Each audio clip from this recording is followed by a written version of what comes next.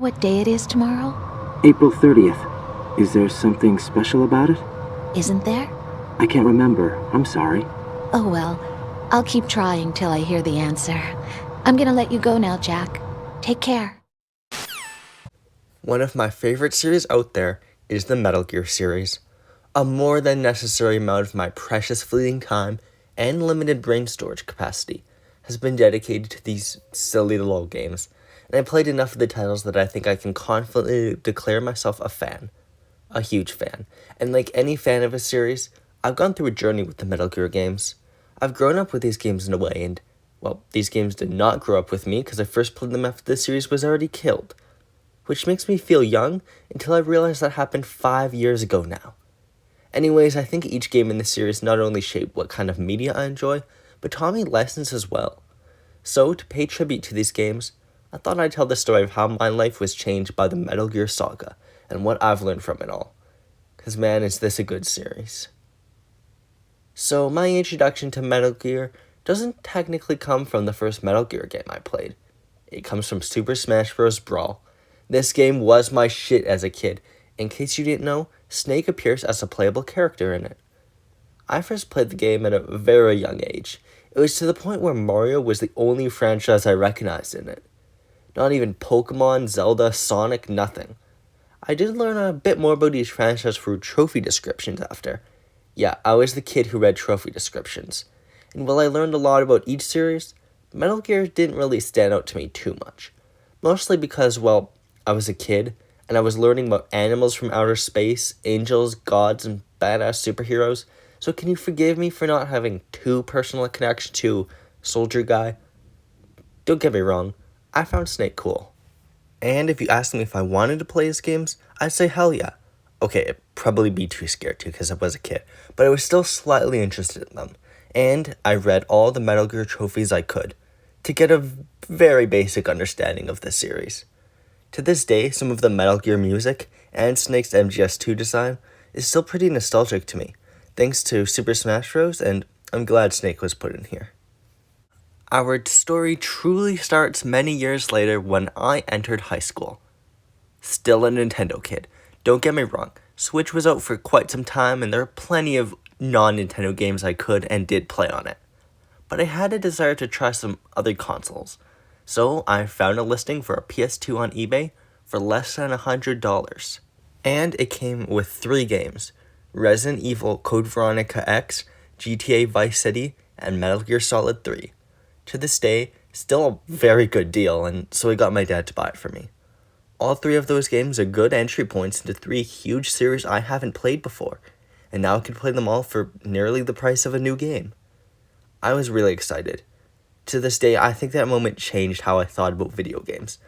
I'll get back to Metal Gear soon. Don't worry, but I really enjoyed the games. I beat most of Vice City, around 10 minutes of Code Veronica, and beat all of MGS3. However, there's a huge asterisk when I say I enjoyed them. Don't get me wrong, I had fun. I vividly remember the experience of booting up this almost 20-year-old console to play these games that are older than I am. An experience like that for the first time is something that will stick with a video game fan for the rest of their life. But I was getting 3 games I was super excited to play at the same time.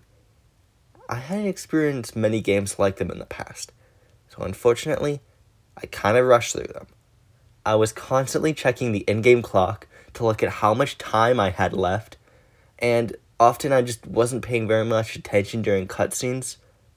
Definitely not the ideal way to experience a game like Metal Gear Solid 3, and unfortunately I didn't enjoy it as much as I could have. I still loved the game. I hadn't experienced any narrative like this in fiction, period. The setting and storytelling stood out to me even if I didn't retain much of it. Like, I couldn't tell you what the boss's motivations are, but I could tell you it was a pretty good game. I wish I could say more about what specifically I enjoyed about the game, but to be honest, I don't really remember. The vibe in playing and the point of my life I was at are most of what I remember from playing this game. I got my PS2 during the summer and was playing this when I entered 10th grade. This transitional point in my life was marked by this game. Fortunately, I soon played Final Fantasy X on my PS2, and that was the game that basically taught me don't be absolutely stupid when playing video games, so I'm lucky for that. Obviously, it wasn't MGS3 that taught me that lesson, but it helped me along the way. Felt like I had missed out on part of this game, so I vowed that wouldn't happen again, and I'd eventually replay this game. When I eventually would, let's just say I had a more fun experience with it. When I say I didn't really retain much of the story of MGS3, that doesn't mean I forgot all of it. It's still a great story. I found the plot very intriguing because I was interested in history and found the way the narrative was intertwined with real historical settings and events quite interesting. Plus, this website helped me out a lot. The Metal Gear Timeline. I would literally consult this website for information, so I gained a general understanding of what happens later down the line, and what some of the entries in this series were. I especially took note of some of the lore of the first Metal Gear Solid. I didn't understand it fully, but enough. Later, sometime in the winter, I believe, I bought Metal Gear Solid 2 Sons of Liberty on eBay. So right off the bat, I enjoyed this title a lot more than MGS3, and to this day I'm not too sure which I prefer. I enjoyed the stealth gameplay a bit, but what I really liked were the action segments. Parts where you fight bosses and all that. It's a little poorly aged, you have like that one 3-hit jab, but I found the action to easily be my favorite part of the gameplay. It encourages running and staying in distance from enemies, but gives you plenty of options if they do get close. I feel it complements the stealth this series is known for quite well, and Raiden and Snake feel quite fluid even if on paper they're not very fluid. Fat Man's whole defuse bombs while dealing with an active threat shooting at you thing is really fun, and that boss is a highlight of this series. Even better than some of the bosses of MGS3. What really taught me lessons in this game, however, is the story. I knew about the Raiden twist before, and I found myself genuinely really liking him. He's imperfect. He has trouble with his relationships, is deceived easily, and doesn't really have that cool factor Snake has. What does it say about me that's what stood out to me about this character? Change the subject, please. The struggle of characters like Olga and Fortune is very interesting, and Emma Emmerich's death was the first moment in a video game that made me cry. From a modern standpoint, after playing more games, I can see that moment wasn't perfect. But then, when I first experienced it, I learned how powerful a game's story can be. Obviously, I've known that. If you can replicate sad video game moment in a lab, theoretically dropping of tears can occur. But I never felt it for real. I never cried because of a video game story until then. So it really was a powerful moment for me. MGS2 also features quite a complicated story that ties into the first game's narrative a lot.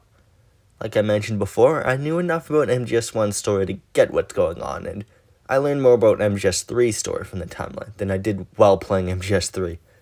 Still though, this is Metal Gear, so I was confused a bit about certain stuff in MGS2, but not enough to harm my experience playing in any major way. This game's story taught me about the true power of any video game story, in a way reading a timeline from a very helpful website never could. And it was because of those emotions. This grand political tale is built on the emotions of characters who want to see a better world. Whether it's the struggles of an old veteran or a young veteran, like Child Soldier Young, Metal Gear Solid 2 taught me that a video game story can be more powerful than traditional narratives, due to how strong its emotions can be, and how well developed its characters can be when you're able to interact with them personally. And how much it can sting when they're taken away from you, To be honest, if I was more politically literate at the time, I could have probably told you how genius the themes of the story were weaved into its plot, but at the time I didn't really know about all that beyond quite a surface level understanding. So it was more the character side that I took away from it. Anyways, this game was so good that I knew I had to play some other games in the series. Sometime later, I was fortunate enough to receive an Xbox 360 used from a family friend with a lot of games included. No Metal Gear games, but I was obviously able to buy ones I was interested in, and soon enough I got my dad to buy me Metal Gear Solid HD Collection on 360, which includes Metal Gear Solid 2, 3, and Peace Walker. First action, replaying MGS3. Needless to say, on my second run-in with this masterpiece, I picked up some things I didn't before. Metaphorically, I'm not just saying I picked up more items in the game I didn't on my first playthrough. I did that. That's just not the point here.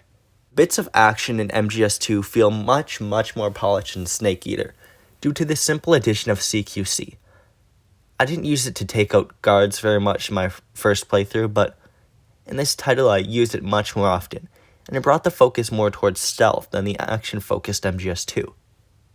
Well, it was action-focused the way I played it. Bosses don't quite reach some of the excitement levels of 2, but there are much more here, and they're still great. Some of what I liked about 2 wasn't here, which is unfortunate, but this is overall a lot more refined game. It makes 2 almost feel outdated to go back to. While I enjoyed the characters in this game, the political intrigue is definitely what stood out to me a lot more while replaying it. There were a lot of different factors and factions in this game, and really replaying this story simply taught me to pay a lot more attention to games I play. Not just the message of don't rush through games like an idiot, but to pay attention to the finer details as well. There are probably thousands of diverse ways to beat each challenge, and the environment hides a ton of details in a way I loved.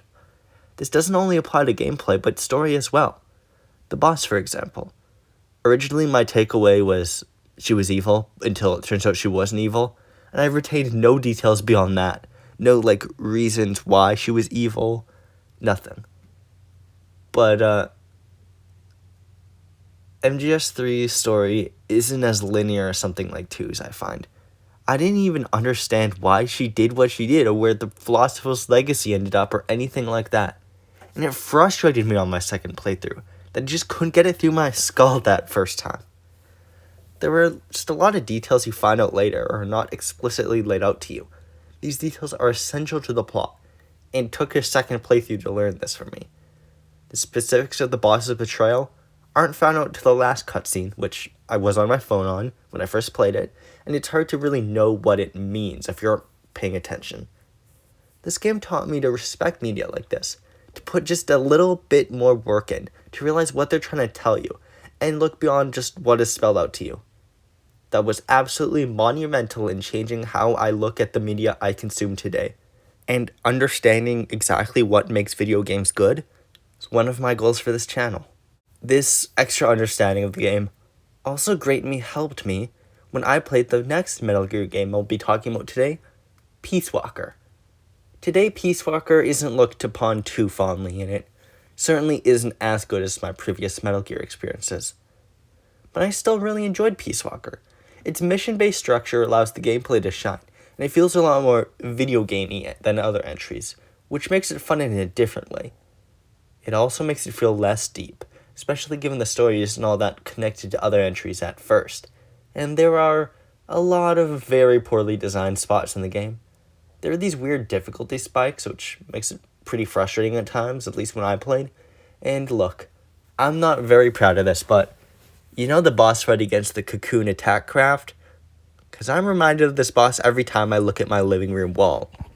I literally got so angry at this boss, I threw my phone, by mistake, and dented my wall. Eventually I beat this stupid boss, but that was after hours of trying, rage, and this. I still feel really embarrassed by it. It feels like what a congressman thinks video games do to everyone. Later on, though, I learned the valuable lesson of just give up. Seriously, there's a segment in the game where Naked Snake is tortured by Dr. Strangelove. It's been a while since I thought of this game, and the weirdness of those names just sank in again. But anyways, you have to mash a button on the Xbox 360 controller, and no matter what, I couldn't do it fast enough. I couldn't mash hard enough and just kept dying. Look, pressing a button on a 360 controller once is hard enough, and all the tricks people had for PS3 and PSP just didn't work due to the convex nature of the buttons. I was stuck, and so I did the mature thing, be the better man, and I just stopped. I watched a video of the rest of the game's cutscenes, and I didn't really feel a lack of closure or anything. It felt weird. What that moment, that stupid BS moment taught me, is that it's okay to step down from things sometimes. When something that's supposed to be fun isn't, it's okay to admit it and not continue. It's that simple. I'll defend Peace Walker. I do think it's a good game. I definitely preferred it to MGS5, but this is one moment I won't defend. At least it taught me something. Also, the opening of the game fully explains what happens with the boss, so there's that, I guess.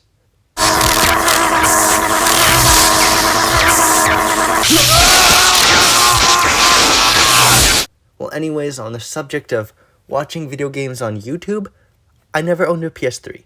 Still don't. So when it comes to MGS4, which is technically still a PS3 exclusive, I watch all the cutscenes on YouTube. And yep, sure is MGS4, alright. I won't really comment on how it is because technically I haven't played this game, but that is definitely how I experienced the fourth entry in the Metal Gear Solid series. To this day, this game still feels like fanfiction. That's not to say I don't accept it as canonical. I acknowledge this as a canon, real part of the Metal Gear timeline. But it will always feel like official fanfiction to me. I don't know how to describe it. I'm sure someday I'll get a PS3 and play it. And I'm sure I'll love the microwave hallway scene. Anyways, eventually I was fortunate enough to be able to purchase this on eBay. An original PS1 copy of the very first Metal Gear Solid. This is still one of my most prized possessions to this day, and I really enjoy having this game. At first, I actually didn't enjoy Metal Gear Solid as much as the others, due to what this game doesn't have. First-person aiming, gone. Weapons like the tranquilizer gun, which I basically overused, gone. It's much harder to get away with rolling through enemies and relying combat your way to get through. It was jarring. I thought that made it less fun. To this day, I think it's not as good as MGS 2 and 3, but it's great in its own way. It feels more focused on stealth and finding ways to take out enemies. So the fundamental Metal Gear Solid experience is best exemplified in Metal Gear Solid. It's a more no-frills experience, which took me some time to get used to. But once I did get used to the gameplay, the others didn't feel the same. I'm sure you already know how much I suck at Metal Gear games from my evaluation of Peace Walker, but I don't think I have explained this yet. I played all these games on easy, and my first playthroughs of 2 and 3 were on very easy. Not just easy, very easy. I still struggled with them. I believe Peace Walker didn't have any difficulty settings, so I gave myself a pass on that at least, but after playing Metal Gear Solid, I never went back to an easy difficulty when I learned these core tenets of the genre. It made me better at all the Metal Gear games, as I didn't rely on some fancy tools anymore. It was great. After a while, I found myself really enjoying some other aspects of the story, and what immediately jumps out to me about this game is the aesthetic. The game is memorable, and a treat to be in. Shadow Moses Island is set against a striking pitch-black sky, accented by the white snow. Not even Metal Gear Solid 3's jungle setting managed to be this cool to look at. Plus, I mentioned earlier how Stig's MGS2 design is very nostalgic, and I just want to say, that's nothing compared to the warm feeling inside when I heard the encounter theme in this game for the first time. Brought back a few Brawl memories I didn't know I had. Anyways, the next entry in this series I purchased, Metal Gear Rising: Revengeance. I have an entire video on Metal Gear Rising, so go watch that when you're done with this. No, it's not a choice. I just trapped you in my spiderweb. Anyways, since I already have that video, I'll just cut to the chase. The way Metal Gear Rising expresses its politics has been very influential on me, when I got more politically literate, and it even helped me to see the world in a new light. In my first video, I talked about Metal Gear Rising, and well, to tell you the truth, I originally said something way different than what I believe now, and my decision to not say this pretty bad take was a very last-minute one. In my original draft, I talked about how I didn't think Senator Armstrong was a very good villain. I enjoyed his whole speech and, of course, the memes, but I thought he was a bad final boss because he didn't have enough time to establish his role as a villain, a dynamic with the hero, and he just doesn't feel like a real final boss. Nowadays, I think I might still prefer other Metal Gear villains, your Liquid Snakes or the boss, but I still very much disagree with my assessment of Armstrong. Part of the allure of Armstrong is the fact that he isn't a traditional villain. He doesn't feel like some Machiavellian schemer. He feels like an ordinary politician. His existence isn't special. He isn't a clone of a legendary hero or anything. He's a guy, an average American politician. This masquerade of normalcy, weaponization of an illusion of civility, is what Armstrong uses to make himself appeal to the masses. It's a complicated topic. Again, totally not shilling my older video, but the point is that Metal Gear Rising: Revengeance has the most realistic villain in the entire series, and there is nothing wrong with that. People are actually like him. Well, I mean, he does have a bunch of tiny robots in him that can stop him from getting hurt. You know what I mean by realistic, though. The idea that Armstrong didn't establish his villainy is bullshit in general, too.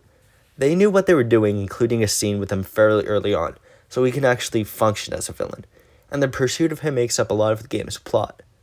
Rising is a pretty short game, so if you think about it, Armstrong makes up about 1/7 of its runtime, too. So the idea that this game has too little of him isn't all that true. Also, in the script for this video, I accidentally wrote funtime instead of runtime, so not only am I keeping it like that, I'm going to say funtime instead of runtime literally every time I say the word now. Regrettably though, Metal Gear Rising: Revengeance was the last game in this series I really enjoyed, and consider above a B or C tier Metal Gear game. The last game in the Metal Gear franchise I have played is Metal Gear Solid 5, The Phantom Pain. The Phantom Pain has an infamous opening sequence, mostly due to its length, but a lot of people will tell you to bear through it because the rest of the game is different. I don't think the rest of the game is different. In terms of the story, it's slow, but more action-packed than your average Metal Gear storyline. Right at the end of the Cypriot hospital escape sequence, and yes, Cypriot is the word for from Cyprus, I looked it up, there's a fiery shootout that almost feels like something out of a COD game. And then you get rescued by Revolver fucking Ocelot on a horse. He explains something about the Soviet invasion of Afghanistan, but not before you fight off some enemies who are after you, on horseback. Also, Psycho Mantis was there. As the game goes on, to me at least, just feels like that damn hospital segment continues over and over again, and Metal Gear Solid 5 feels like any old shooter game with stealth. Metal Gear Solid has been Far Cry-fied. This is not a game for me. I know it's not fair. I know I should stick with it some more. As a Metal Gear fan, I might as well play it all, but I just don't have much motivation to do so. I've even bought it twice on both Xbox 360 and a PS4 once I got one, so it just hasn't clicked either time. It's still fun. The game gives you lots of ways to move through missions and to take out soldiers in absolutely ridiculous ways even. I've watched the Donkey videos. But I just never found it substantial enough to get me through it all. Especially when it's like 40 hours long, and is famous for not having a very satisfying ending. This game also has a lot of elements of base building, and a mission structure similar to Peace Walker. I found it alright. It definitely feels like a version of Peace Walker Kojima wanted to make, but was limited by the hardware of the PSP. But those elements get boring after a while, especially with the move away from a more traditional Metal Gear Solid experience. And do we really want this to be the future of the Metal Gear Solid series? Oh, the future of the Metal Gear Solid series. What a silly phrase for me to say.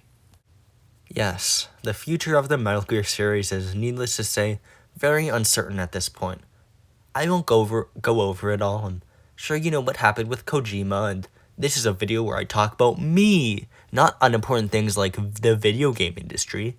But seriously, I doubt there's going to be a new entry in the Metal Gear Solid series. And frankly, at this point, this situation has gone so far downhill, I don't even think they should make one. A spin-off or Metal Gear Rising 2 would be a good idea to me, but I just don't think Metal Gear Solid 6 is really a thing that can or should happen anymore. It's frustrating, but at this point I've accepted it. However, they still better make the Metal Gear Solid movie with Oscar Isaac.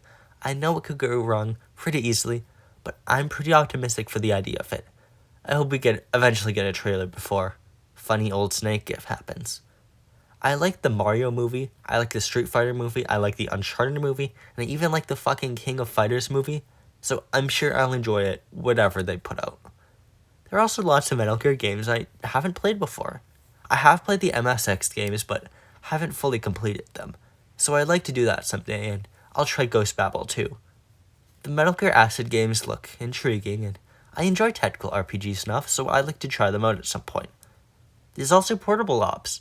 You know, people will say Portable Ops isn't canon, so they cannot play it. It's me, I'm people, and it will definitely be interesting when I decide to try it out eventually, someday. All in all, Metal Gear is a great series.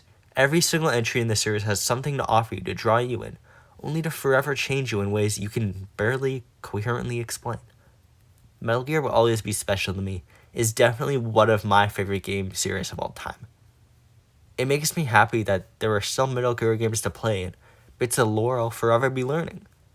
Thank you for watching, and I will see you later after you've played through every single game in the series, of course.